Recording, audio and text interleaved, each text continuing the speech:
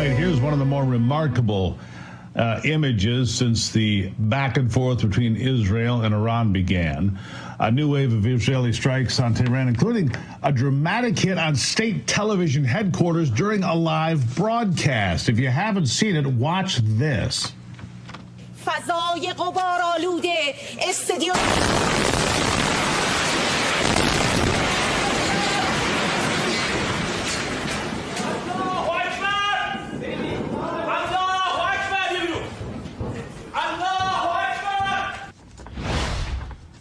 We interrupt this program with breaking news. In fact, it's a missile coming through the ceiling. Yeah, that's how that went. Both the Israeli military and President Trump have urged citizens to evacuate Tehran amid the escalating conflict.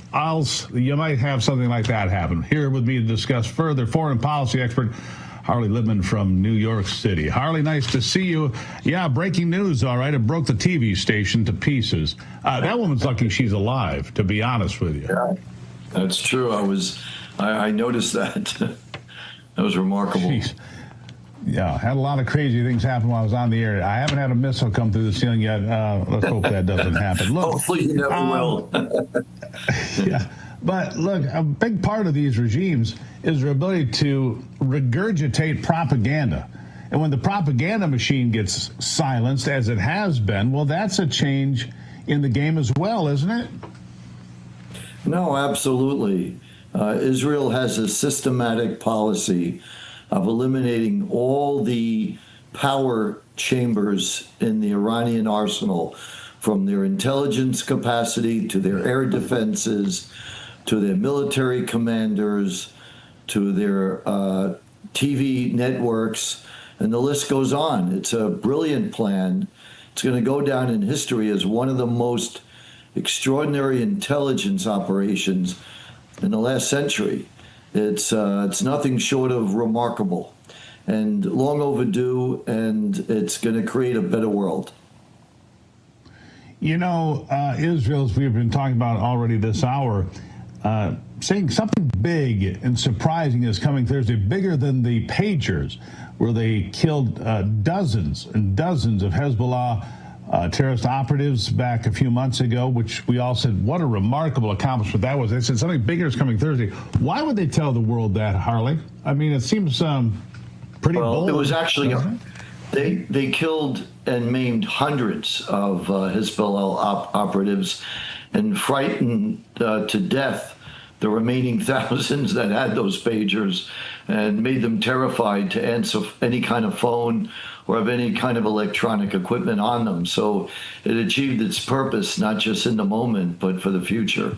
So what could that be? Well, Israel perhaps is playing psychological warfare, or they have a huge surprise for the Fordow nuclear site that, for your viewers, is the be-all, the end-all of the nuclear sites of Iran. This is where they have a lot of the major centrifuges, and it's buried a half a mile deep into the mountain, which is why this is getting so much attention, because it was built and designed to prevent Israel or the United States or any enemy from knocking it out. So the Iranians put a lot of ingenuity into this, and Israel may not have the capacity to do that.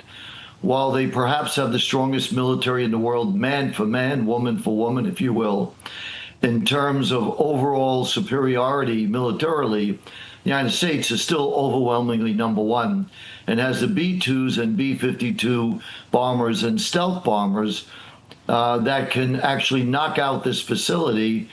And it would be a new era, a new dawn in peacemaking in the world if the United States does that.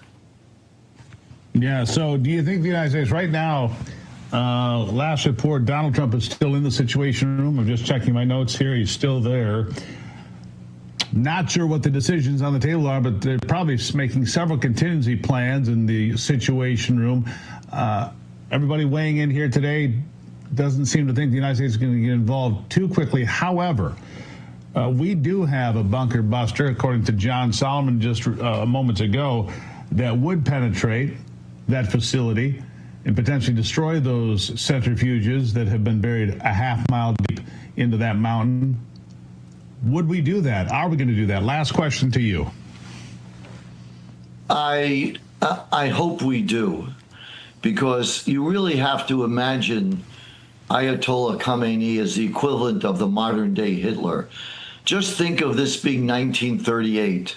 If we had dropped the bomb on Hitler's bunker, 60 million people would be alive today that died of World War II. Iran is the center of the world in creating death and violence in the world and new wars. This is where the endless wars are coming from, Iran. If you stop Iran, you're going to create a new era of peace where the nations of the Middle East are going to work together, and it would be a huge pushback strategically against China and Russia. China gets a huge amount of its oil from Iran. If the United States either destroys or weakens this regime, puts the United States in a very strong position vis-a-vis China, which is our number one adversary. So on all levels, while there are risks, overwhelmingly, this would be a huge credit for President Trump.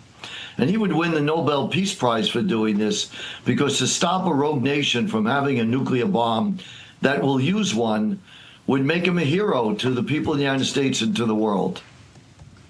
Yeah. Well, we're going to find out, Harley, and we're going to pay very close attention. It would be a great thing, a monumental thing for a regime change in Tehran for the first time since 1979. Sir, thank you for being here. My pleasure.